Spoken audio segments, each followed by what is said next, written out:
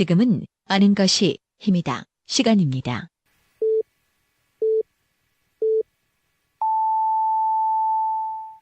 Welcome to the best podcast. Knowledge is power.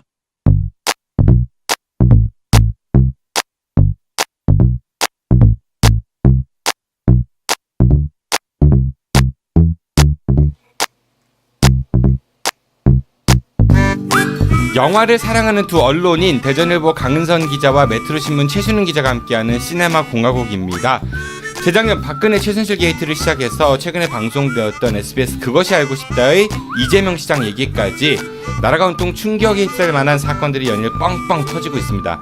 그래서 오늘 시네마 공화국에서는 영화 같은 현실이라는 주제를 가지고 최근 다시 많은 분들께 회자되고 있는 내부자들, 아수라, 그리고 더킹에 대해서 이야기 나눠보도록 하겠습니다.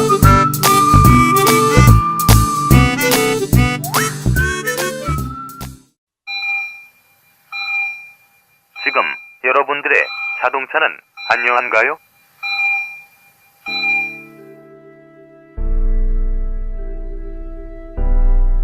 자동차는 편리한 교통수단이기 전에 나와 내 가족의 소중한 생명을 지켜주는 또 하나의 나입니다.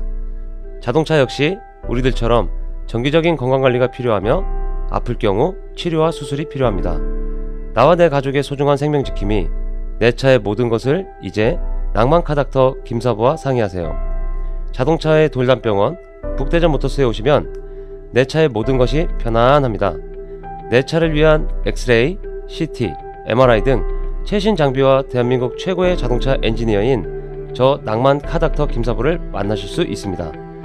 북대전 IC에서 테크노밸리 방향 언덕 위의 하얀 집, 정신병원 아닙니다.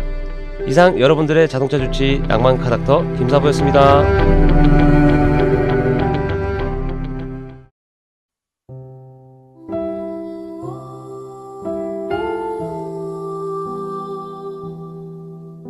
세상에서 가장 긴 무덤.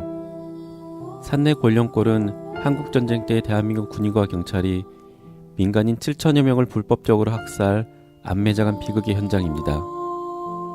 평화통일교육문화센터는 산내 골령골, 대전 형무소터, 대전 원도심 일대에 남아있는 일제강점기 시대 흔적, DMZ 평화기행, 제주 4.3 사건 평화기행 등을 운영하고 있습니다.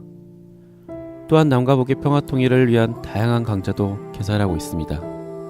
여러분들의 따뜻한 관심과 사랑으로 우리 아이들이 살아갈 이 땅에 평화의 씨앗을 뿌려주세요. 페이스북에서 평화통일교육문화센터를 검색하시면 평화통일교육문화센터를 만나실 수 있습니다. 고맙습니다. 시네마 공화국 대통령 강은선 기자 나오셨습니다. 기자님 안녕하세요. 네, 안녕하세요. 네, 그리고 시네마 공화국 책임 총리입니다. 네, 메트로신문 최순은 기자 나오셨습니다. 안녕하십니까? 네, 안녕하세요. 네, 우리가 원래 이번 방송에서 다룰 영화가 신세계였어요. 사실은 그쵸. 근데 갑자기 긴급하게 주제를 변경했습니다. 또 우리 단톡방에서 그때 노회찬 전 의원의 이제 안타까운 그 사망 소식을 그때 누가 먼저 처음에 자료를 주셨죠? 우리가 단톡방에서 최 기자님이었나요? 네, 제가 먼저. 굉장히 좀 믿을 수 없는 그런 상황이었던 것 같아요. 기자들의 숙명이 그런 게 아닐까 싶습니다. 누구보다도 내밀한 정보를 좀 많이 접하시잖아요. 어떠셨어요? 그 소식을 처음 접하셨을 때?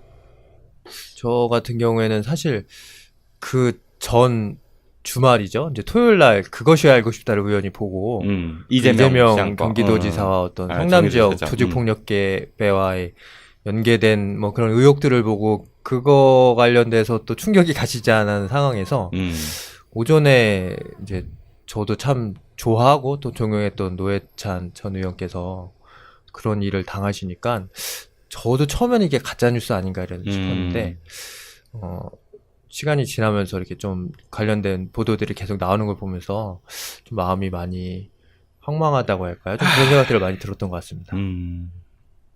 저는 그날 이제 경찰청 기자실에 있다가 후배 기자가 그 다음 알림?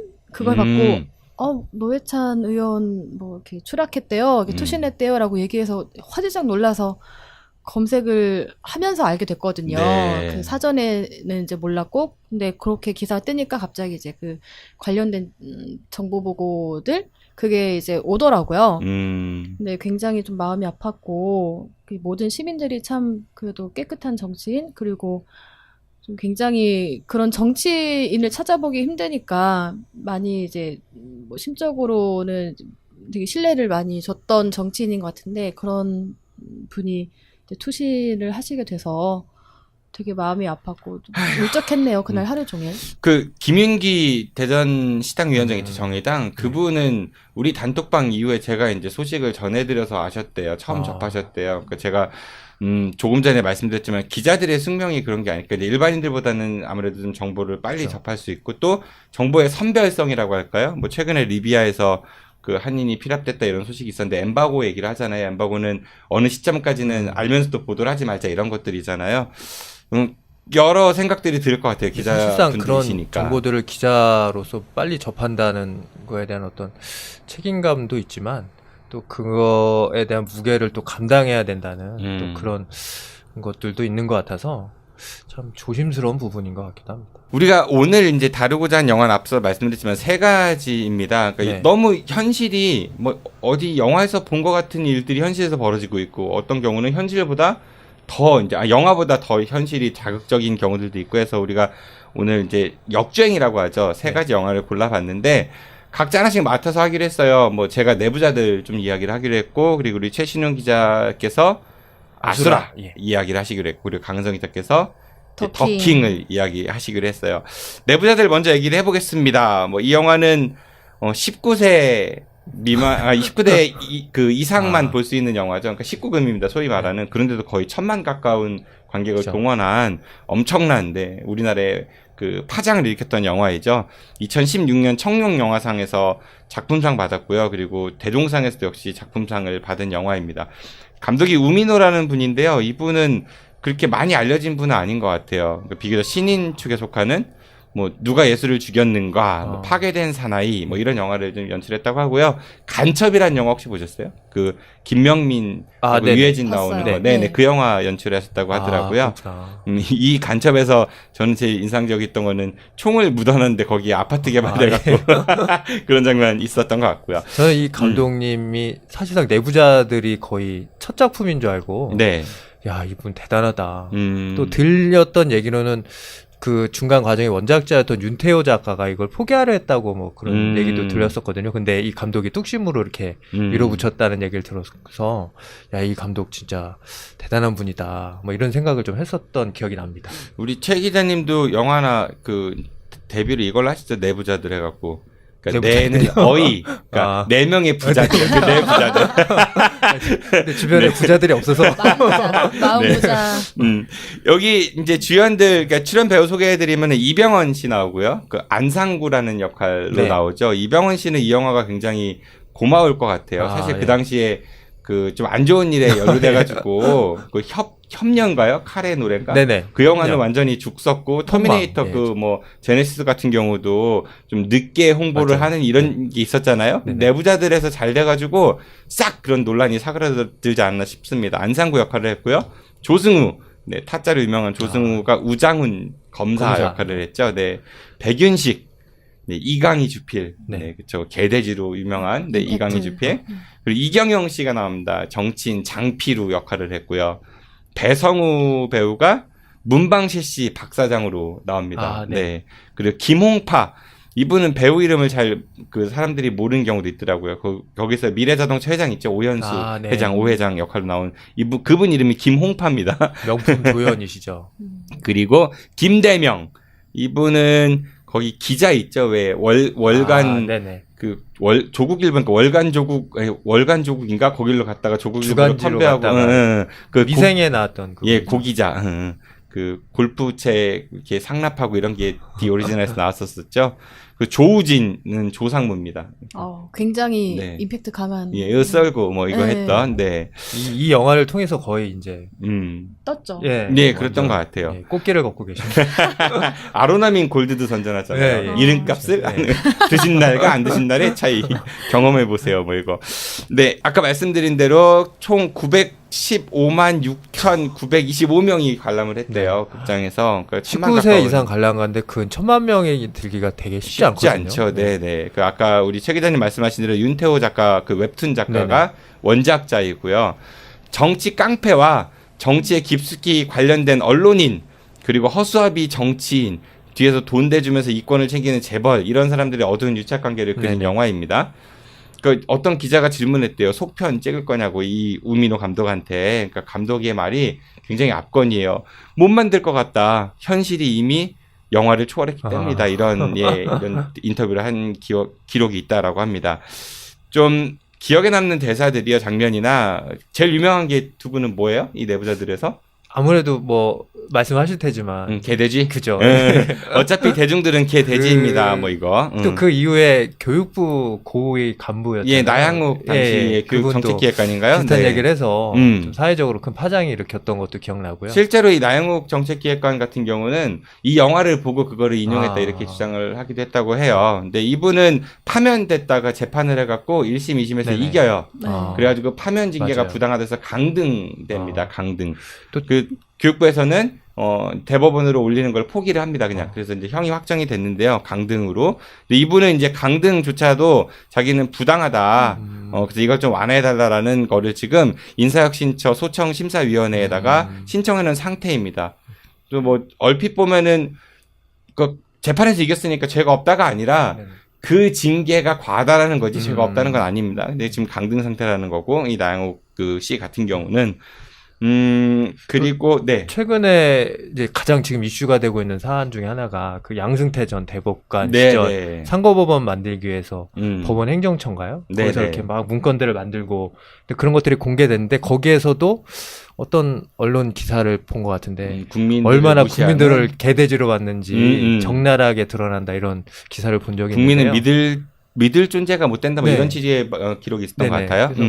참 여러모로 앞을 내다보기도 하고 우리가 알고 있지만 차마 얘기하지 못했던 부분들을 핵심적으로 찝었던 그런 대사가 아니었나 싶더라고요. 저는 개인적으로 이제 이번에 그 재판부의 사법거래 의혹 이런 것들을 보면 재판거래 의혹 이런 것들을 보면서 보통 사법고시 합격하는 분들은 굉장히 공부 잘하고 좀 그렇죠. 그렇지 않아요? 네. 우리 주변에서 맞아요. 쉽지 않죠. 혹시 주변에 판사 친구 있으세요? 전 없어요. 아니 없어요. 동창 중에 변호사 몇 명 있고요. 없어요. 저는 이제 동창 중에 판사 친구도 한 명? 그러니까 쉽지 않습니다. 네, 일단은 그렇게 이제 엘리트로 길러진 분들이 보통 사법고시 합격해갖고 그 사법연수원에서 또 아주 우수한 성적으로 졸업해서 판사 임용이 되잖아요. 20대 중반 후반쯤일 거예요. 사회 경험이 별로 없을 맞아요. 겁니다. 그런 분들이 이제 누군가를 판결을 내리는 거예요. 과연 이분들께서 그 수많은 인간 세상에서 벌어지고 있는 여러 일들의 여러 입장들에 대해서 과연 얼마큼 이해를 하고 계실까. 특히 연세 드신 분들도 굉장히 많을 텐데, 네.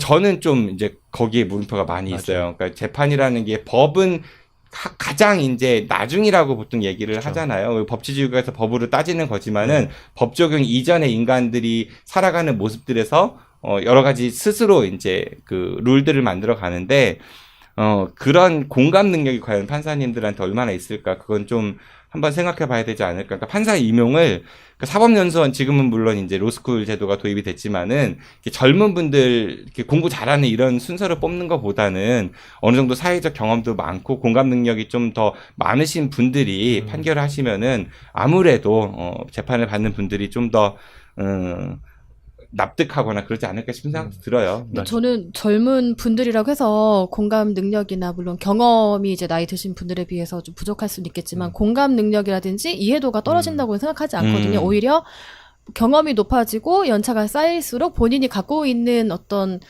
생각이 고착화되면서 그 편견으로 작용하거나 뭐 고정관념이 될 수 있는 그런 위험도도 높다고 생각을 하고 최근에 보면 뭐 저도 뭐 이렇게 관심 있게 봤던 판결 중에서 비교적 좀 이렇게 젊은 분들, 그러니까 젊은 판사분들이 판결한 게 있는데 제가 봤을 때는 굉장히 좀 놀랄 정도로 좀 잘 판결하신 게 있었어요. 그래서 저는 그 나이와 공감대 형성은 사실 뭐 비례하는 것 같진 않고. 그 말씀도 맞네요. 제가 그 말씀 드리니까 꼰대가 된 것 같네요. 아니요, 아닙니다. 네. 뭐 그렇죠. 나이에 비례하는 건 아니니까. 근데 또 너무 젊은 나이에 엘리트 꽃길만 걸었던 그렇죠. 분들이 그런 과연 측면도 사회적인 있습니다. 약자들을 대변함에 있어가지고 공감 능력이 얼마나 있을까에 대해서는, 그러니까 특히 공부 잘한, 그러니까 성적 우수하고 이런 분들이 영장 전담 판사 가고 좀 더 좋은 곳으로 가잖아요.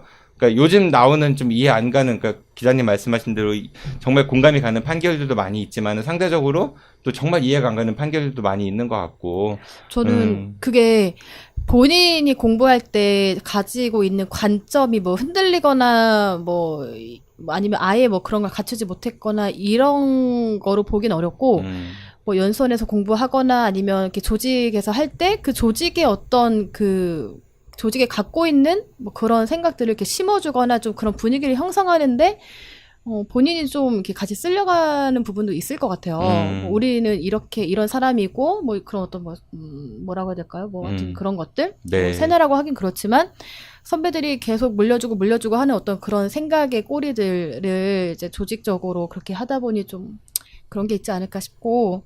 네, 영화로 그렇네요. 돌아가야 될 것 같아요. 네, 그 영화로 돌아가죠. 그 제가 좀 기억에 남는 대사 이거였습니다. 내부자들 같은 경우는 그 조승우가 이런 얘기를 합니다. 그 우장원 검사가 막 이제 그 사건 관계도 막 칠판에 그려놓고 하다가 그 이병헌을 이제 이렇게 멀리서 관찰하다가 이것들 봐라, 저것들 지금 공사 치고 있네, 맞아. 뭐 이런 대사 있어요. 그 공사 친다라는 말이 작전 세력을 저쪽 바닥에서는 맞아. 그런 네, 용어를 맞아요. 쓰나 보구나. 그게 좀 기억에 남았고요. 이게 좀 웃긴 건데 이병헌 그러니까 안상구가 그 이강희 주필 찾아가 갖고 이제 형님이 그럴 수가 있어 하면서 멱살 잡고 막 이러잖아요. 그 사무실에서. 그러니까 장비류가 시켰어 이거 하잖아요. 막 자기 죄를 모면하려고. 그거 되게 웃겼던 것 같아요. 장비류가 시켰어 하고 좀 비굴해 보였던. 네. 조상 이거 빼놓을 수 없죠. 그 이병헌 씨가 애드리브로 했다고 해서 대박난 대사인데. 모히또? 모히또 가서 몰디브 한 잔. 몰디브 한 잔 해야지. 이거는 네. 또 그것도 있고. 빼놓을 수 없을 것 같아요. 조상무가 이제 그 있잖아요. 이병헌 그 안상구 앉혀놓고 예. 자, 요 썰고 뭐, 요 말고 요 썰고 잔인해. 뭐, 예, 막 잔인하잖아요. 네. 근데 실제로 그 누군가의 팔목을 이렇게 자르잖아요. 톱으로. 다 잘리기 전에 죽는데요. 과다출혈로 의학적으로 잘릴 수가 없다 하더라고요. 그래서 만약에 팔목을 자르면서도 안 죽이려면은 뭐 인두로 지져가면서 하거나, 네, 아니면 그런 그 뭐랄까 지혈 조치를 하면서 잘라야지 그냥 하면 죽는답니다. 과다출혈로. 그 순간 이렇게 해야 되겠네요. 근데 순간 톱으로 어떻게 네. 영화적인 장치였다 이런. 네, 그렇게 이해하시면 될 것 같고요. 또 거기 왜 성명관 한겨은행장이 나옵니다. 검찰청에서 또 투신해서 이제 자살하죠. 동영상 이제 이거 유출할까 아니면은 결단해라. 그래서 그 동영상 보면서 어이씨 그 저기 상반신만 나오잖아요. 네, 뭐 네, 동영상이 생각보다 수위가 좀 낮았고요. 이강희 주필이 이제 조사받고 나오면서 그런 멘트 하죠. 이게 볼 수 있다라고 하다가 볼 수 있다가 아니라 몇 마디 수정합시다. 매우 보여진다로 수정하다가, 그러니까 그 말 갖고 장난치는, 두 분은 언론인이시니까 가끔 그런 경험들 뭐 장난까지는 아니어도 이렇게 끝에 어미를 바꾼다든지 이럴 때 있으시죠? 뭐 예, 있죠? 네. 솔직히 저 같은 경우는 좀 약간 확신이 없거나 소송당할까봐. 예, 나중에 문제가 됐을 네, 경우에 네. 저뿐만 아니라 대부분 기자분은 좀 애매모호한 마지막 이런 표현들 쓰시지 않나 싶어요. 매우 좀 약간 보여진다. 부끄러운 모습이긴 한 건데. 예. 네. 아니, 확신 없으면 당연한 거지. 그거는. 그 기명 칼럼일 경우에도 뭐 그렇게 쓰겠지만 사실 기자들이 쓰는 기사는 주관적인 게 아니라 이렇게 전문가들이랑 이제 여러 군데 이제 취재하면서 그쪽에서 나오는 얘기들을 이제 그 풀어내는 거잖아요. 이제 그러다 보니까 뭐 전망된다, 뭐 보여진다. 근데 거기서 조금 더 말씀하셨듯이 뭐 볼 수 있다 해서 뭐 매우 보여진다라고 하면 그 이제 강조하는 거와 또 이게 뭐 수동인지 능동인지에 따라서 좀 비껴가고 살짝. 그런 게 맞아요. 있으니까 뭐 그렇게 기술적으로 어쨌든 기사 쓰는 거야 기술이니까 네, 그렇게 그래요. 많이 하죠. 네, 두 젊은 이강희 님도 얘기하고 있고요. 아니에요. 그리고 최강희님. 네. 이게 그 조승우 씨가요. 그 상당히 저는 이제 조승우 씨 영화를 보면은 그 되게 자연스럽게, 그러니까 말투가 어색하면서 되게 자연스러운 것 같거든요. 이 영화에서도 웃겼던 대사가 그 계장한테 전화해, 그 왜 모텔 가갖고 이병헌 감금해놓고 하잖아요. 그때 계장님 그 깡패가 이슬이 묻고 싶답니다. 후레쉬하게 그런 하는 말 있잖아요. 이병헌이 그 당시에 화장실에 앉아 있는데 그 화장실이 이렇게 비치는 유리로 되어 있습니다. 그래서 그 장면. 근데 저는 실제 그런 데가 있는지 되게 궁금하더라고요. 있습니다, 네. 근데 무슨 의도로 네. 그걸 그렇게 해놓은지. 뭐 무슨 의도겠어요? 뻔하지 않아요? 뭐 샤워할 때 좀 야릇한 분위기 연출하기 위해서 만들어 놓은 거 아니겠어요? 현실이 좀 떠오르는 장면은 아까 뭐 우리 민준 개돼지도 했지만은 저는 고기자 또 이제 네. 와서 뭐라고 해야 되죠? 그 검사하고 우장훈 검사하고 미래자동차 그 사장하고 조남식 사장인가요? 둘이 처음에 일식집에서 이렇게 인사시키려고 하잖아요. 네네. 근데 우장훈 검사 그냥 나가죠. 예. 그런 브로커지 소위 말하는 그죠, 예. 그런 기자들 많이 있는 것 같아요. 저는 많이 그죠, 봤어요. 예, 맞아요, 있죠. 두 분도 많이 보셨죠? 동료분들 중에서. 직접적으로 보진 않았는데 네. 모르겠어요. 그런 분들이 나는 많이 본 것 같은데. 분명 없진 않을 것 같아요. 지역에서도 네, 보셨어요? 지역에서도. 그죠. 네. 누군지 이따가 좀 슬쩍 예, 뭐 알려주세요. 연결해주는 뭐 이런 거. 그러면서 자기 밀려났다고 다시 들어가려고 주필한테 이제 골프채 상납하는 그런 것도 나오고 그 조남식 사장인가가 명함 줄 때 저 미래자동차 조남식입니다 웃으면서 주는데 그 표정 나중에 한번 다시 영화 보실 수 있으면 보세요. 정말 교활하다? 이 딱 맞는 표정이거든요. 그분 연기가 좀 압권이었던 것은 잠깐 나오는 사람이지만은. 그리고 조국일보 이강희하고 이강희 주필하고 조선일보 송희영 주필하고 좀 매칭이 많이 됐었죠. 지난 그 박근혜 최순실 그 국정농단 사태 때. 그 당시에 이제 송희영 주필이 대우조선해양에서 이제 유리한 사설 써주는 대가로 금품 수수 혐의로 1심에서 징역 1년, 집행유예 2년, 추징금을 얼마 받았을 것 같아요? 147만 원밖에 안 받았습니다. 네. 처벌이 그렇게 집행유예니까 세지는 않았던 것 같은데, 그 당시에 우병우 수석, 민정수석하고 세대결을 하다가 조선일보하고, 이제 우병우 측에서 반격 카드를 나온 게 송희영 주필 대우조선해양 딱 걸고 나왔잖아요. 그러니까 바로 이분이 사직하고 조선일보가 꼬리를 내렸던 힘겨루기에서 뭐 그런 일이 좀 오버랩이 된다 이런 얘기 많이 있었던 것 같고요. 이강희 주필은 좀 오버랩되는 분들이 많은 것 같아요. 조선일보 내부에서도. 네. 누구요? 삐처리 해드릴게요. 주필이라든지. 네. 원래 그분이 모델인 것 같던데. 그분이 워낙에 필력이 세서. 뭐 굳이 조선일보가 아니더라도. 네. 그러니까 저는 내부자들 보면서 우리 한국 언론에 어떻게 보면 좀 뭐 이런 그럴 수도 있고 민낯 같은 걸 가장 좀 잘 비판하고 이런 작품이 아니었던가 싶어서 어떤 하나의 상징이라고 볼 수 있죠. 그러니까 꼭 누구 특정인을 지칭하는 게 아니라 오연수 회장이 있잖아요. 거기에서 그 미래자동차 회장 네. 그분의 발언 중에 비정규직 노동조합은 국가 경제에 심각한 타격을 입히는 의혹을 감출 수 없다는 의견이 나온 지 오래며 종북 세력을 등에 업고 국가산업과 국민경제에 심각한 타격을 초래한다. 이 빨갱이 새끼들. 이래서 인간들은 덜도 말고 더도 말고 덜도 말고 딱 굶어 뒤지지 않을 정도로 살게 해줘야 딴 생각을 안 하는데 이런 얘기 있거든요. 예. 뭔가 우리 오늘날 이제 노조를 바라보는 이제 일부 분들이 이제 노조는 빨갱이다 아니면은 맨날 파업만 해 국가 경제에 이제 해를 끼친다 이런 얘기들 많이 하잖아요. 네. 귀족 노조 이런 얘기들 하고 정말 여실히 드러난 발언이 아닌가 싶은 생각이 들고요. 성접대 장면 있잖아요. 네. 강 기자님도 영화 보셨을 테니까 네. 충격이었어요, 아니면 그럴 수 있다라고 생각하세요? 그 전에 김학의 법무부 차관 강원도인가 어디 펜션에서 동영상이 성접대 동영상이 있었었죠. 너무 흐려서 결국 이분 처벌을 안 받은 걸로 그때 그렇게 나온 것 같습니다. 그게 그 당시에 있었던 그 사람이 이제 진술까지 했는데도 불구하고 안 된 게 참 안타깝긴 한데 그러니까요. 그게 있어서 그런지 그냥 저 장면이 그런 장면이구나라는 생각이 들더라고요. 그래서 그렇게 뭐 충격을 받거나 하진 않고 그 디테일들 있잖아요. 예를 들어가지고 뭐 술잔을 이렇게 하고 이러는 거요. 거시기를 이용해서 뭐 샷을 날린다 이런 거 하고 그러잖아요. 그런 장면 봤을 때 그럴 수 있겠다 싶었어요. 아니면은 설마 그러니까 그게 있을 것 같아요. 아니면 영화니까 과장했을 것 같아요. 저는 뭐 반반을 그 영화도 어쨌든 현실이니까 그걸 이제 감독이나 뭐 이제 감독이 각본 쓰면서 생각을 했을 거잖아요. 네. 뭐 가능한 현실에서 가능한 일이니까 그렇게 했겠죠. 더 할 수도 있는 거고 현실에서는. 최 기자님은 어때요? 네.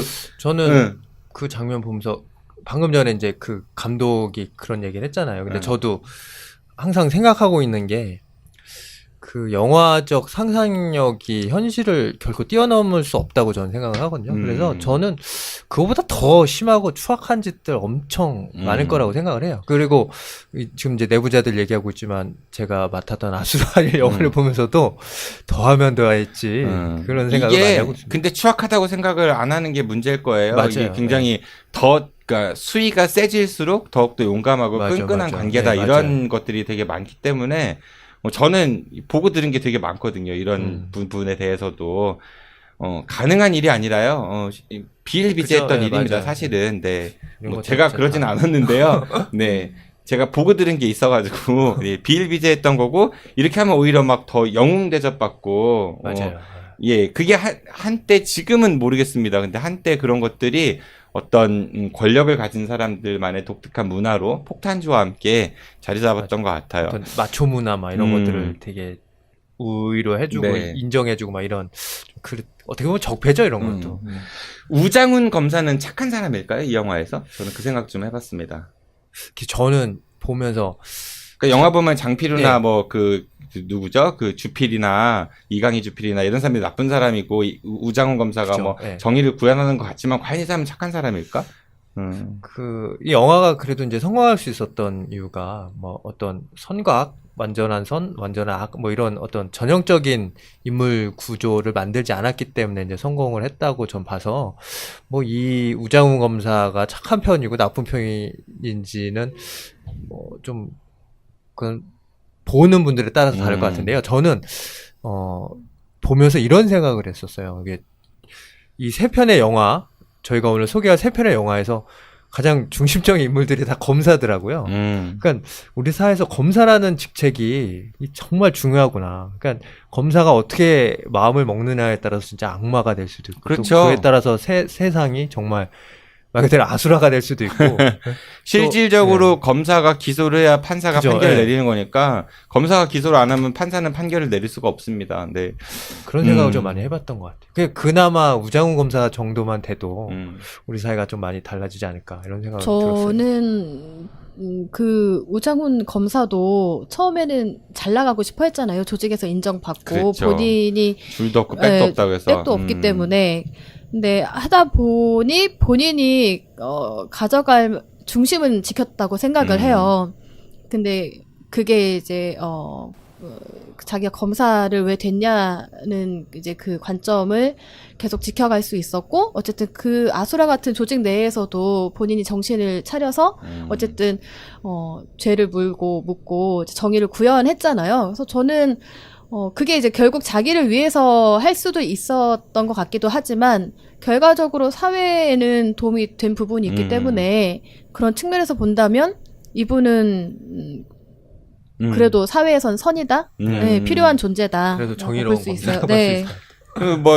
그렇죠. 근데 뭐 자신의 성공을 위해서 이 기획 수사를 하다가 막히니까 결국은 이런 방법을 그렇죠. 쓴 것도 맞거든요, 사실은. 또 초반에는 네. 막 그 상사인가요? 줄 무릎 타려고. 꿇고 막 네. 이런 모습도 비굴한 모습도 보이고 막. 근데 이러니까. 이게 결국은 이 마지막에 이 사람이 검사 옷을 벗어요. 네. 근데 영화의 마지막 장면은 국회를 비춰주거든요. 그러니까 정계 입문 복선이 좀 깔리는 거거든요. 그러니까 결국은 반복? 그러니까 왜냐면은 그 장필우라는 그 대선 후보 같은 경우도 정의의 검사 해갖고 뭐 슬롯머신을 엎었다고 우리가 연상되는 네. 인물이 있죠. 근데 그분 글쎄 그 모래시계 그 너무 많이 울거먹은 것 같아가지고 네네 그 한 분 계시죠. 그러니까 이 검사 하다가 어떤 사건 하나 하면서 막 스타가 되고 정계에 입문하고 이런 것들이 그러니까 장필우라는 사람과 그다음에 이 우장훈이라는 사람하고 어떻게 보면은 크게 다르지 않지 않은가? 그러니까 물론 우장훈의 미래는 아직 나오진 않았지만 그런 생각 좀 해봤습니다.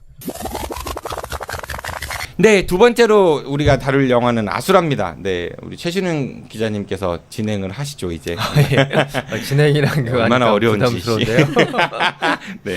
일단은 영화를 소개하기 전에 이 아수라의 뜻이 뭘까를 좀 한번 찾아봤거든요. 그러니까 저는 개인적으로 아수라 하면 왠지 그냥 뭐 지옥 뭐 이 정도로 생각을 했는데 정수라 아수라. 네. 아수라 발발타 뭐 이런 이게 그 제가 좀 찾아보니까요. 고대 인도의 신 중에 하나였는데 이제 이걸 불교계에서 수용을 한 용어더라고요. 그래서 이제 이게 어떤 뭐 지옥 이런 게 아니라 불교에서는 축생계, 그러니까 짐승계와 인간계 사이의 어떤 중생을 표현하는데요. 흔히 이제 귀신의 왕으로 얼굴이 셋이고 팔이 6이고 하여튼 뭐 싸우기를 좋아하는 이런 사람들이라고 하더라고요. 싸움을 좋아한다? 네네. 강은선? 그래서 싸움 잘못하는데. 불교에서는 이 아수라계가 막 전쟁과 투쟁을 일삼는 귀신들의 세계. 맞네, 투쟁. 네. 흔히 그래서 우리가 이제 남장판이라 이런 모습들 뭐 아수라장이다 이렇게 표현한다고 하더라고요. 그래서 이 영화를 보면 아마 그래서 왜 제목이 아수라인지 그 좀 잘 아실 수 있을 것 같아요. 다음으로 제가 이 감독이 김성수 감독이거든요. 그러니까 이 감독님은 영화 비트로 유명한 감독님이죠. 옛날 감독. 그죠? 뭐. 예. 정우성. 태양 뭐죠? 정우성 이정재 태양은 나왔던 없다. 태양은 없다. 예. 정우성 고소영 비트. 그쵸? 1997년도에 이제 비트가 아주 대박이 나면서 그 오토바이 타고 이렇게 막 네. 팔 벌리는 그 다음에 정신 나간 짓. 태양은 없다. 그리고 이제 2001년도에 무사까지 이때가 아마 이 감독님의 전성기였던 것 같고요. 개인적으로 저는 2003년도에 그 장혁하고 이나영 주연의 영어 완전 정복이라는 기억나는 예, 영화가 있었거든요. 네. 거기서도 되게 유명한 대사가 있는데 그 이제 나는 조선의 국모다를 패러디해서 나는 조선의 국공무원이다. 예. 이 대사가 되게 유행했던 걸로 기억이 납니다. 그래서 그 한동안 좀 연출을 하지 않으시다가요. 지난 2013년도에 이제 장혁하고 수혜 배우가 주연한 감기라는 영화로 다시 한번 주목을 받았었는데요. 개인적으로 감기라는 영화도 저는 상당히 좀 인상적으로 봤었는데 그게 당시 이제 감기 바이러스에 인해 가지고 막 사회적으로 혼란이 일어나는 그런 배경을 담은 영화였는데 뭐 메르스 사태도 생각나고 또 특히 그 영화에서 이제 바이러스에 감염된 이들을 막 고립시키고 나중에 군인들이 막 집단 거의 학살하는 장면이 나오는데 그런 장면들이 어떻게 보면 5.18 민주화운동도 이렇게 떠오르고 해서 상당히 저는 좀 인상적으로 봤던 영화였습니다. 그 차인표가 대통령으로 나왔던가 그랬죠 그 영화에서 네 아마 작전권이 미국에 있어가지고 네네, 차인표가 맞아요. 마음대로 뭘 못해서 답답해하는 그런 장면도 있었던 것 같아요. 네네. 그래서 지금 이제 소개해드릴 이 아수라란 영화는 2016년에 개봉했는데 다들 아시다시피 최근 다시 주목을 받고 있는 이유가 이제 좀 전에 말씀드렸던 그것이 알고 싶다. 그 이재명 경기지사와 어떤 성남 지역 최대 조직 폭력 조직과의 어떤 연관성 이런 것들이 이제 의혹이 불거지면서 됐는데요. 이 영화가 2016년 개봉한 당시에는 한 260만 정도 관객을 모아서 뭐 흥행에 크게 그 어떻게 보면 배우들의 파워에 비해서 그리 좋은 성적을 내지는 못했는데 그래도 2017년 부일영화상 최우수 감독상을 수상하는 등 작품성은 어느 정도 평가를 받은 것 같습니다. 다음으로 이 영화에 출연한 분들 소개해드리면 일단은 정우성 배우 있고요.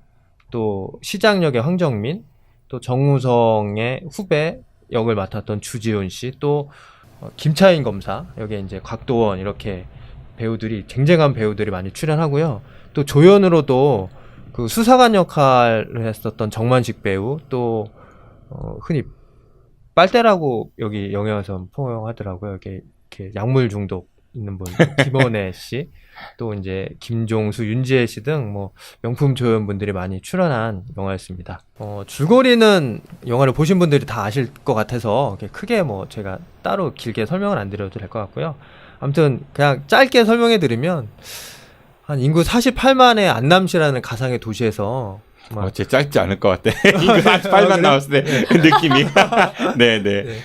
온갖 악덕 행위를 저지르는 시장이 있고 또 그 시장의 온갖 구중리를 맡아주는 악질 형사가 있고 또 그 형사를 잡으려는 그러니까 그 시장을 잡으려는 또 이 시장 못지않게 악덕한 검사들이 있는데요. 이 세 관계가 어우러져서 막 벌어지는 일이라고 하면 좋을 것 같습니다. 네.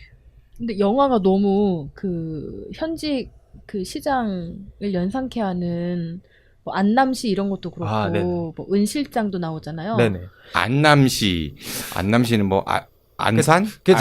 저도 안산과 성남을 약간 근데 이제 인구나 이런 거 보면 48만이라는 또 설정이 안산시를 많이 안산은 인구 80만 가까이 돼요. 네. 확실히 경기도가 많군요. 네, 많죠. 거기 국회의원이 4명인가 그런데. 일단 안남시입니다. 여러분들이 상상을 하시고 은실장, 누가 있죠? 은모미 이런 은모미. 네, 우아미 가고 은수미 시장 얘기하시는 거죠, 성남시장. 네. 그렇게 좀 이렇게 연상이 되도록 좀 그렇게 하는 부분이 지금 많이 나오더라고요. 그 기사 같은 데에도. 네. 근데 저는 이 영화 보면서 근데 실제로 정말 만약에 이재명 경기지사가 이 정도라면은 진짜 정말 대단하다는 생각이 들었어요. 이 영화가 장르가 이제 느와르 장르거든요. 좀 잔인도 하죠. 네, 특히 상당히 마지막 장면 보면 잔인하고 좀 불편해요, 확실히. 또 어둡기도 하고 또 그 정우성 씨가 맡은 이 형사 역도 보면 항상 맞고 이렇게 하고 진짜 말 그대로 아수라 같거든요. 근데 이게 진짜 현실에서 이 정도까지 했다고 하면 근데 그것이 알고 싶다 그걸 이제 코마트라이드 그 편을 보면요.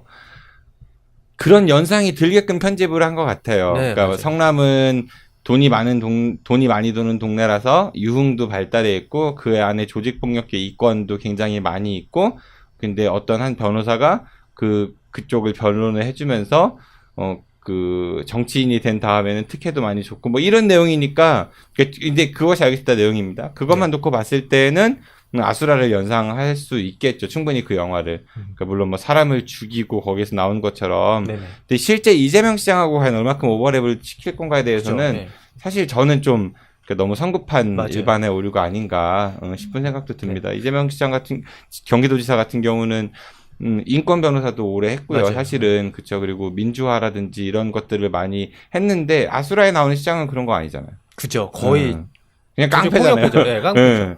그냥 앞에서 실실 웃고 뒤에서 다 깡패하는 거잖아요. 근데 저는 이 영화 보면서 그러니까 방금 말씀하신 것처럼 꼭 굳이 어떤 특정인 이재명 경기지사뿐만이 아니라 인구 48만이라면 우리가 흔히 어느 지역 군수가 대통령보다 더 좋다느니 이런 얘기들을 좀 기자 시절에 들은 얘기가 있었거든요. 그러니까 그만큼 작은 지역 공동체에서는 이런 영화 같은 일들이 저는 충분히 벌어질 수 있다고 봐서 꼭 굳이 성남시 이런 큰 도시가 아니더라도 오히려 우리 주변에 있는 또 충청도도 포함될 수 있을 것 같고요. 충남 아산시가 30만 명 정도 되니까 그거 비슷하게. 제 고향인 충주시도 이런 규모가 비슷하고 이런 데서 충분히 이런 일이 일어나지 않을까 그런 생각이 들었어요.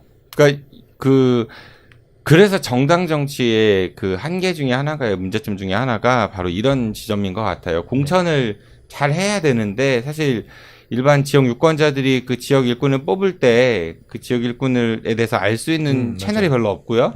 보통은 정당 이름에 가려서 가는 경우들이 많잖아요. 우리 대전 같은 경우도 지난번 지방선거 때 민주당이 이제 싹쓸이를 했는데 저희도 방송에서 여러 번 다뤘습니다만은 시의원 공천자들 보면 정말 웃기거든요. 제가 이거는 다음 주 지상파 방송할 때 이거 얘기하려고요. 시의원 그 공천에 관해서 얘기를 한번 아무도 얘기를 안 해요. 잘 언론들이 보면은 새로운 신임 의장에게 듣는다 해갖고 좋은 얘기만 듣고 있는데 왜 얘기 안 하는지 모르겠어요. 알면서도. 그러니까 그런 정보 소통의 부재 그리고 그러니까 공천을 정당에서 제대로 잘하면은 그런 사람들이 공천받지는 않을 거 아니에요. 적어도. 우리 지역에 그런 허물이 많음에도 불구하고 이 사람의 능력이 많아서 이 사람이 돼야 된다는 당위성이 있는 것도 아니고 딱히 보면은 150만 사는 이 대전시에서 정말 그 음주에 폭력에 무슨 부정수표 단속법에 이런 거 걸린 사람들만 인재예요? 그렇지는 않을 거 아니에요. 그래서 그런 생각도 해봤습니다. 좀. 네. 그리고 저는 이 영화 보면서 이게 계속 그 안남시가 이제 배경에서 언급이 되는데 이 인구 48만의 안남시에서 이 박덕배라는 이 시장과 김차인 검사의 그 파워가 이 정도인데 그렇다면 과연 예를 들어 서울이라든지 또 이런 경기도 이런 지역 중앙지검 이런 곳에 정말 있는 그런 수장들이나 검사들은 힘이 얼마나 세길래 보는 눈이 많아서 또 근데 상대적으로 그럴 수도 있을 것 같아요. 보는 눈이 많아가지고 여기 지역에서 이렇게 조금 실수해도 서로 연결돼 있으니까 무마한다 쳐도 위에서 실수 하나 하면은 반대 세력들이 너무나 많잖아요. 호시탐탐 노리고 있고. 그러니까 오히려 진짜 그렇기 때문에 이런 진짜 중소도시라든지 이런 데가 더 야망이 없다면 야 여기서 왕하겠다 이런 생각이 있다면 뭐 그럴 수도 있겠네요. 실제로 시장인가요? 그 이번에 당선되신 분이 재선인데 이제 제 앞 차례에서 방송을 하시는 걸 제가 이제 봤어요. 근데 이게 뭐 EDM 축제를 하고 뭘 하고 얘기를 하는데 제가 딱 봤을 때는 그분 그게 뭔지 몰라요. 그냥 써주고 있는 거거든요. 뭐 이런 거 얘기하면서 그럼 많지 않겠습니까? 취재하시면서 못 보세요? 단체장들 인터뷰 같은 거 하실 때 보면은 정말 저 사람이 저거 알고 하는 맞아. 얘기인지 아니면 그냥 써준 거 하는 얘기인지 딱 보면 알잖아요, 대충. 근데 정말 음악을 좋아하셔서 알 수도 있잖아요. 아니에요. 네. 아니 아신다면은 그러니까 말투에 자신감이 배어 있고 안 배어 있고가 있어요. EDM에 대해서 관심이 많거나 적어도 뭔지 아신다고 하면은 자연스럽게 EDM이라고 할 텐데 이러면은 그렇다면 저는 모를 그거를 수 갖고 있겠네요. 말씀을 드리는 거예요. 네. 모르는 거지 그거는. 네. 솔직히 그렇게 모른다라고 매우 보여지는 거죠. 네. 매우 보여진다. 볼 수 있다가 아니라. 네. 아수라 얘기를 지금 하고 있습니다. 인구 48만의 안남시가 가장 기억에 남고요. 그리고 영화 보면서 주요 장면이라기보다는 좀 제가 인상적이었던 장면들 몇 장면 좀 소개해드리면요. 일단은 영화 중반에 이 박덕배 시장이 엄청난 재개발을 성사하기 위해서 조폭들과 미리 이렇게 시나리오를 짜가지고 막 행동하는 뭐 사업 설명회 같은 것들을 하는 부분들이 있는데요. 여기서 이제 조폭들이 딱 들이닥쳐서 시나리오대로 이제 난동을 피워야 되는데 그 조폭이 매번 이제 시장한테 당하기만 하니까 이제 그 시나리오대로 이제 행동하지 않는 모습을 보이거든요. 네. 그때 이제 그 정우성 씨가 맡았던 도경이 순발력을 발휘해가지고 결국에는 이제 막 난장판이 되고 막 그 시장이 일부러 막 자해도 하고 막 이런 모습이 나오는데 그 장면을 되게 경쾌하면서도 또 음악도 되게 이렇게 좀 신나는 음악 깔고 이렇게 연출한 장면이 저는 기억에 남고 그 모습 보면서 되게 시소를 많이 했었던 기억이 납니다. 그리고 마지막 결말 부분을 좀 빼놓을 수 없을 것 같은데요. 이 결말 부분도 되게 인상적인 게 장례식장이에요, 공간도. 그러니까 여기서 말 그대로 진짜 아수라장이 뭔지 정말 제대로 보여주는 장면인데 여기서 마지막에 그 연변 뭐라고 해야 될까요? 조직폭력배라고 해야 될까요? 뭐 이렇게 좀 스페셜리스트. 예, 뭐 그런 분들도 등장해가지고 뭐 완전히 뭐 다 막 이렇게 진짜 죽이고 자르고 찌르고 좀 불편한 모습이 피가 나오고 난자하고 또 여기에서 저는 인상적이었던 그렇게 막 뻣뻣하고 완전 어깨 막 이렇게 뽕 들어갔던 그 김차영 검사가 마지막에 막 시장님 살려주세요. 제발 앰뷸런스 좀 불러주세요 하니까 또 박덕배 시장이 그러면은 자기가 수하로 데리고 있던 직원을 직접 죽이라고 해요. 또 그걸 또 죽이려고 또 막 가고 막 이런 모습 보면서 되게 좀 마음이 되게 불편했던 장면이었던 것 같아요. 진짜 현실 세계 아수라가 이런 거구나. 그런 생각이 들었고요. 또 마지막으로 오프닝 장면도 저는 또 기억에 되게 남았거든요. 이 장면이 그 정우성 씨의 이제 나레이션이 나오면서 이제 드론 촬영으로 이렇게 그 안남시 지역에 실제로 어디인지는 모르겠지만 재개발 지역을 이렇게 느리게 이렇게 훑고 지나가는 장면이 나오는데 그러니까 이거 영화적으로 보면 영화적 용어로 이제 미장센이라고 하는데 샴푸 아니죠? 네. 그 재개발 지역의 어떤 황폐하고 막 삭막한 모습을 이렇게 쫙 천천히 훑고 지나가는 모습이 마치 그 대한민국 이 땅에서 살고 있는 우리들 가슴 속에 자리 잡고 있는 어떤 욕망의 민낯 같은 모습이어가지고 상당히 저는 인상적인 오프닝이었다고 생각이 들었습니다. 네, 세 번째로 다룰 영화는 더킹입니다. 네, 더킹은 작년 1월에 이제 개봉한 영화인데요. 그 한재린 감독이 각본하고 감독을 했고, 그리고 그 조인성, 정우성, 또 류준열, 배성우 이런 분들이 이제 출연을 했습니다. 그 더킹 그 감독이 연애의 목적, 또 연애의 온도, 그리고 가깝게는 또 관상 감독이었는데요. 굉장히 이제 그 각본이 탄탄하고 탁월하더라고요. 좀 재미도 많이 있는 것 같아요. 재미도 가볍게, 있고, 재미도 들어간 것 같고. 연출력이 굉장한 것 같아요. 관상은 되게 재밌게 봤었는데요. 연애의 목적 같은 경우는 작년에 그것도 상당히 좀 회자가 됐었는데 한참 미투 운동 일어나고 그랬을 때 성폭력이죠, 거기서 표현하는 것들이 조금 제가 봐도 저도 조금 불편한 느낌이 있었거든요. 그러니까 그런 게 있었던 것 같습니다. 이게 그 관상도 보면 그 누구죠? 조정석하고 예. 송강호가 이제 그 기생집에 들어올 때 그 뭐죠? 가야금 소리에 맞춰서 이렇게 각기 춤을 추잖아요. 네. 약간 그런 되게 소소하게 웃음을 주는 장면이 있는데 여기 더킹도 굉장히 좀 무거운 주제잖아요. 그 권력을 쫓는 그 검사, 그 권력만을 지향하는 그런 이제 그 한국 사회를 이제 그리는 건데 여기에서 또 그 OST가 90년대 유행했던 뭐 클론의 난, 뭐 자자의 뭐 버스 안에서 이런 노래가 되게 이제 나와요. 네. 저도 나오면서, 극장에서 봤는데 그 버스 안에서는 참 되게 많이 웃었던 것 같아요. 그래서 저는 그 많이 불렀던 것 같아요. 저는. 클론 노래 나올 때 뭐 이게 뭐 그냥 장면적인 부분이긴 하지만 거기에서 그 정우성하고 조인성하고 배성우가 셋이 같이 춤을 추거든요. 근데 거기에서 정우성 춤 실력이 조정석한테 좀 배워야겠다. 그런 생각 들고 되게 연출력이 좀 뛰어나고 저는 여기에서 그 조인성 연기를 처음 영화 볼 때는 또 그냥 저런 약간 비열한 거리처럼 약간 좀 무게감을 주면서 또 저런 연기를 또 하는구나. 인상만 쓰면 좀 또 저런 권력 있는 검사를 하는 건가 했는데 영화를 보면 볼수록 그 뭐 조인성의 인생 연기라고 이렇게 평한 네티즌들이 많더라고요. 인생 연기까지는 아직 아닌 것 같은데 그래도 정말 연기에 물이 올랐다라고 좀 느꼈고 그에 비해 정우성은 아수라에도 그 출연을 했잖아요. 네네. 그 사실 그 검사 그 권력을 지향하는 그 주축이거든요. 핵심인데 잘 맞는 옷은 아닌 것 같다. 너무 잘생긴 데다가 키도 너무 크고 그리고 무게감이 조금 살짝 떨어져서 오히려 배성우가 좀 더 돋보이더라고요. 그거는 개인적 시각 같습니다. 개인적 시각이고 개인적 너무 사심이 많이 들어갔어. 사견을 말씀드렸습니다. 여기 보면은 그 류준열 배성우 씨가 들으면 굉장히 기분 나쁠 것 같아요. 네. 연기 굉장히 잘하셔서 이제 눈에 띄었고 류준열 같은 경우는 저 이거 또 보다가 이제 안구에 습기가 좀 찼는데 류준열 때문에 좀 이렇게 굉장히 좀 약간 이렇게 울컥한 게 있었었거든요. 왜요? 그게 뭐? 그 류준열이 여기에서 그 저기 깡패로 나와요. 네. 근데 깡패하면 의리잖아요. 근데 의리인데 본인의 운명을 이제 알면서도 그러니까 타인을 위해서 뭐 이렇게 하는 게 있더라고요. 뭐 스포일러 될까봐 말씀 못 드리겠지만 그래서 약간 얘기하셔도 돼요. 스포일러 보신 분들인데, 네.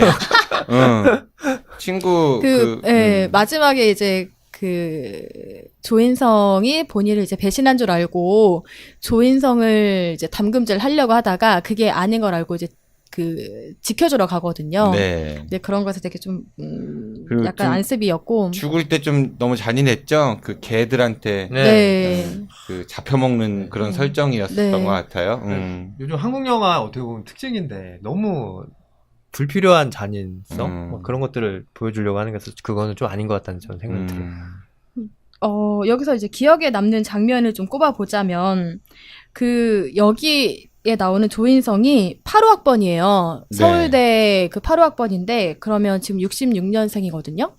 그러면 한국 나이로 지금 53 정도 되는데 이 영화가 고3 때부터니까 80년대부터 이제 2018년까지, 2017년이죠. 개봉까지 이제 넘어가는 그런 이제 90년대 현대사 이제 쭉 보여져요. 특히, 김대중 전 대통령, 노무현 전 대통령, 이제 그런 이제 그 정치인들을 실명으로 이제 다 보여주고 이제 하면서, 보여주는데 거기에서 이제 정우성이 98년도 대선을 앞두고 본인이 어디에다 줄을 서야 될지 이제 판단을 이제 해야 되잖아요.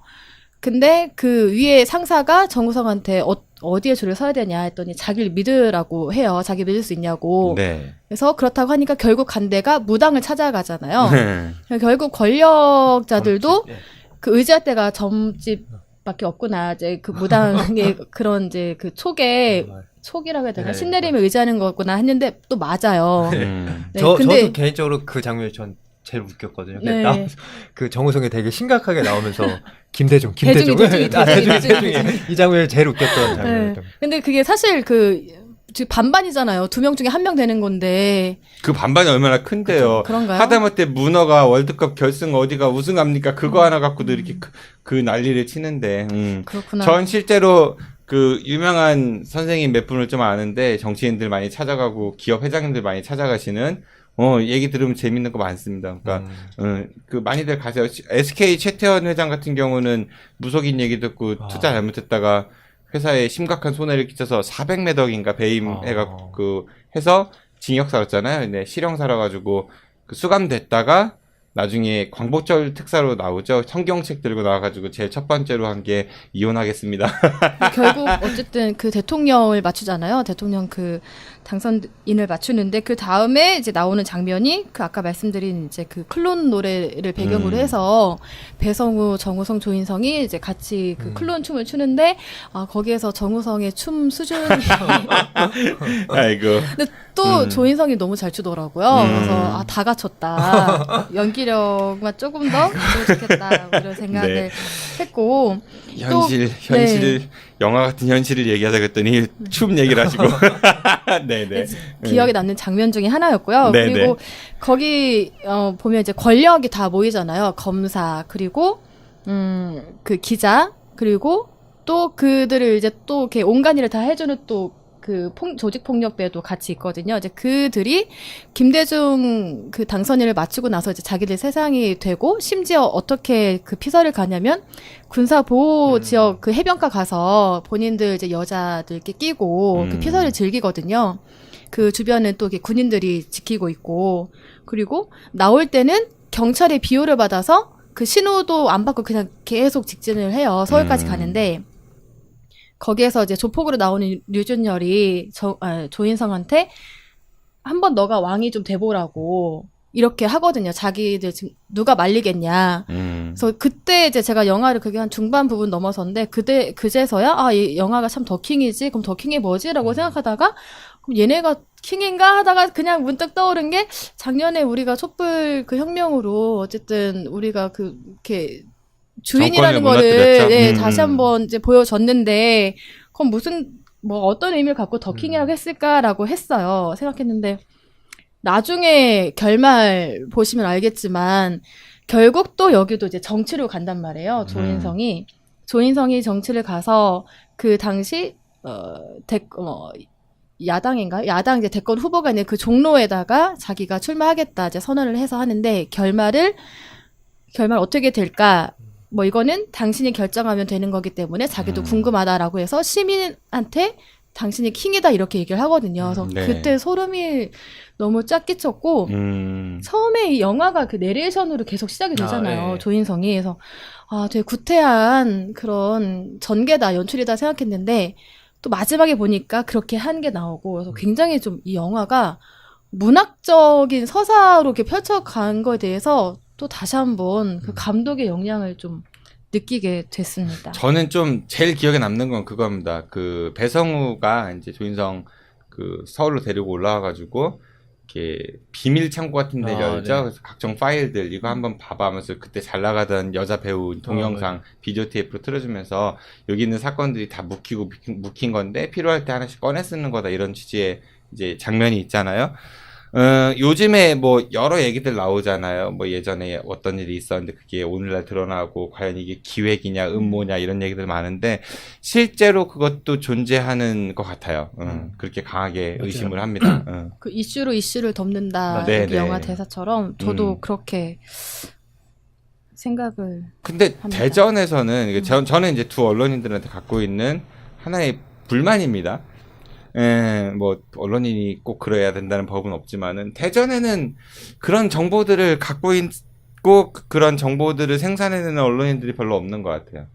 그러니까 보면은 좀 답답한 게 뭐 얘기가 이제 우리 동네 얘기로 넘어와서 그렇긴 한데 특히 이제 텔레비전 지상파 뉴스 보잖아요. 지역 뉴스들 보면은 왜 이렇게 관에서 써준 보도자료 읽어주는 게 많아요. 뭐 무슨 행사를 합니다. 뭐 물을 심지어는요 어제는 어떤 뉴스가 있었냐면은 아침에 그 날씨가 뜨거워지면서 유성구에서는 거리에 물을 뿌리고 서구에서는 뭐를 했습니다. 이게 기사예요.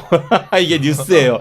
아니 그 아까운 전파를 그 지역에 얼마나 많은 일들이 있습니까? 근데 그런 귀중한 전파 이용하는 시간을 그런 걸 읽어주는데 쓴다라는 거는 정말 왜 아직까지도 예 생각이 들었습니다. 저는 좀 생각이 다른데 폭염이고 하니까 그럼 관에서 그 폭염 대책으로 어떤 걸 할까라고 주민들이 궁금해할 수 있잖아요. 저는 필요한 정보를 알리는 것도 중요하다고 생각하거든요. 필요한 정보, 꼭 알려야 하는 정보, 그리고 정말 이게 뭐 재미가 있거나 아니면 정말 이상하거나 특이하거나 하는 사건, 이런 거는 저는 당연히 알릴 필요가 있다고 생각하고, 그런 걸 알기 위해서 사실 전파료를 내는 거거든요. 그러니까 예를 들어가지고 동구나 대덕구에 사시는 분들이 서구에 물 뿌리는 걸 알 필요는 없거든요. 그러니까 이게 지역 뉴스는 몇 분 안 돼요. 배정된 시간이.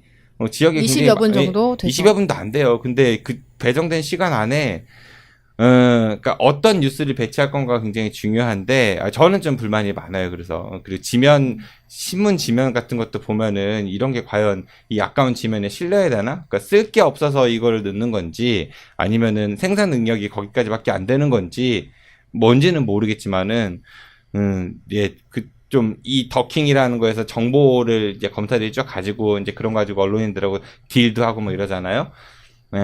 우리 지역도 좀 그러니까 정보를 많이 캘 수 있는 그런 활발한 취재와 수사 이런 것들도 같이 이루어지면 더 좋지 않을까 싶은 생각에 짧게 드렸습니다. 네. 근데 저는 진짜 권력이라는 게 그 정점에 검사가 있다고 생각을 하는데 왜 꼭 검사와 정치와 언론 이 세 개가 이렇게 큰 권력이 지니게 됐는지, 그리고 또 이 명분을 가지고 있어서 그런 거 아닐까요? 그러니까 검사는 법이라는 명분을 갖고 있고 누군가를 구속할 수 있는 권한이 있는 거잖아요. 그리고 언론은 여론을 주도한다라는 그런 명분이 있는 거고, 정치는 그러한 일을 행하는 행위에 있어가지고 명분이 주니까 그런 명분들이 있기 때문에 이 사람들이, 정치인들도 그러잖아요. 국민의 뜻이다라고 얘기하지만 실제 국민의 뜻은 그게 아님에도 불구하고 그렇게 왕왕 쓰는 경우들이 많이 있잖아요. 그런 명분 때문에 그런 게 아닐까 저는 싶네요. 맞습니다. 네. 근데 영화에서 계속 이런 게 이제 권력의 정점에 있고, 또 이렇게 악행을 많이 저지르고, 또 그러면서 또 여기 있는 사람들이 정의를 또 바로 세우고 이렇게 양날의 칼처럼 움직이잖아요.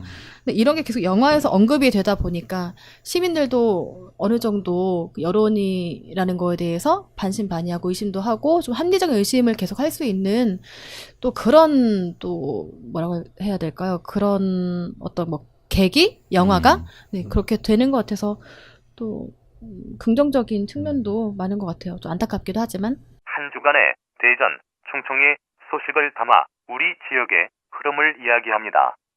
임병환 기자의 주간 대충 뉴스.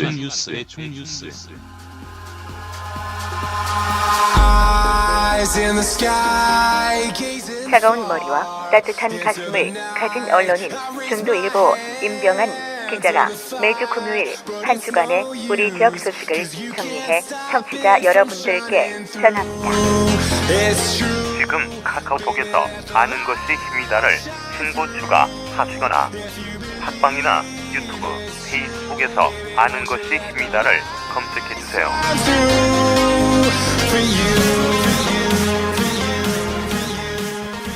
네, 이렇게 해서 오늘의 시네마 공화국의 국정회의는 영화 같은 현실 내부자들, 아수라, 그리고 더킹에 대해서 이야기 나눠봤습니다. 좀 무겁기도 해요. 날씨도 더운 감도 있지만은 영화들이 재미있기도 하면서도 좀 무거운 주제를 다루고 있잖아요. 네, 어떠셨는지요, 오늘? 네, 저는 현실을 다시 한번 좀 생각해 볼 수 있는 계기가 돼서 되게 좋은 시간이었던 것 같습니다. 특히나 조금 더 좀 의심하고 주변을 좀 이렇게 곁눈질로 좀 봐야 되니까 너무 이렇게 저랑 상관이 없다고 해서 그냥 참 평화로운 날들은 아니겠구나 이런 생각들을 좀 많이 했던 것 같아요. 저는 더킹 영화 보면서 정우성이 굉장히 아까 말씀하셨지만 뭐 모든 것들 춤은 좀 못 잘랐지만 그 이제 온갖 뭐 수사를 다 해놓고 남의 약점이 될 수 있는 것들을 해놓고 자기가 검사장에 오르기 위해서 뭐 팀도 구성을 하고 누구를 치고 뭐 무당도 찾아가고 하잖아요. 그렇게 매일매일 이렇게 작전처럼 사는 게 얼마나 피곤할지 사실 상상도 안 가거든요. 그렇게까지 해서 네, 검사장에 오르는 게 그렇게 중요한가? 정말 피곤한 하루를 살 것 같고, 근데 이게 지금 어제 오늘 그리고 또 내일의 모습이다라고 생각이 들고, 뭐 최 기자가 얘기했지만 뭐 저랑 직접적인 관련이 없더라도 저희는 계속 사회를 또 봐야 되고 또 한 시민으로서 뭐 저도 뭐 직업인으로서 그렇고 저도 좀 제 업무에 좀 충실하게끔 하는 또 그런 다시 또 계기가 되는 영화였어요. 그래요. 이제 마지막 순서로 우리 나에게 이 영화는 네모다 하죠. 저부터 한번 해볼게요. 제가 처음 해보는 것 같아요, 이걸요. 저한테 영화 내부자는 홍상수다입니다. 홍상수다. 왜 홍상수라고 했냐면 홍상수 감독이 있잖아요. 홍상수 감독 영화를 제가 강원도의 힘을 처음으로 봤었거든요. 그 보면서 와 정말 현실에 있는 거를 어떠한 여과 없이 어색해 보이면서도 자연스러운 모습들을 끄집어내는데 탁월한 능력을 가진 분이다 이런 생각을 했었거든요. 그 이후에 홍상수 감독의 뭐 극장전이라는 영화도 그렇고 여러 영화들 보면은 불편하면서도 왠지 그게 꾸밈 없이 가장 예쁘게 꾸미지도 않고 너무 또 과하게 꾸미지도 않고 있는 그대로를 보여주는 것 같아서 홍상수 감독의 영화를 저는 개인적으로 좋아했었는데 이 내부자들 역시 마찬가지로 물론 이제 픽션이 가미가 됐다고는 하지만은 너무 현실에 부합하는 그런 모습들을 많이 봐가지고 저한테 내부자들은 홍상수다 이런 내모를 좀 채워봤습니다. 네, 우리 최신웅 기자님한테 아수라는 어떤 내모를 채우시겠습니까? 예. 뭐 다들 좀 짐작하셨을 것 같아서 좀 아니 아무 짐작 안 해요. 네. 아수라는 대한민국이다라고 정했습니다. 그러니까 계속 말씀드렸듯이 지금 이 대한민국 어느 도시, 어느 군 뭐 해서 48만에 안남시 안남시와 같은 일이 벌어질지 모르거든요. 그 때문에 더욱더 이제 시민분들이 아까 강 기자님도 결국에는 시민이 킹이다 이런 얘기를 하셨는데 또 특히 지금처럼 어떻게 보면 흔치 않은 기회잖아요. 적폐청산이 시대정신으로 이렇게 떠오르는 이때 이 같은 문제, 과거의 적폐 같은 문제들, 안남시와 같은 문제들을 우리 시민들이 해결하지 않는다면 앞으로도 우리 대한민국은 아수라 같은 모습들을 계속 볼 수 있을 것 같아서 이렇게 정해봤습니다. 네, 우리 강은선 기자님께서는 어떤 네모를 채우시겠습니까? 더킹에다가. 이거 마지막 대사이긴 한데요. 더킹은 당신이다. 그래서 이게 뭐 권력에 취해서 그 판가름을 못하는 그런 뭐 검찰, 뭐 언론, 정치인들을 이제 감시자 역할을 하는 건 이제 결국 시민이고 맞죠. 그리고 뭐 민중이잖아요. 그래서 사회를 바꿀 수 있는 거는 민중이다 해서 더킹은 당신이다. 영화의 맥락과 뭐 일맥 상통하는. 아주 좋은 말씀인 것 같습니다. 네, 잘 알겠습니다. 지금까지 대전일보 강은선 그리고 메트로신문 최신웅 기자였습니다. 두 분 고생 많으셨습니다. 안녕히 가십시오. 네, 고맙습니다. 감사합니다. 저도 이만 물러가겠습니다. 지금까지 진행의 정진호였습니다. 청취해서 고맙습니다. 안녕히 계십시오. I'll be back. 덥습니다. 고생하셨습니다. 고맙습니다. 네.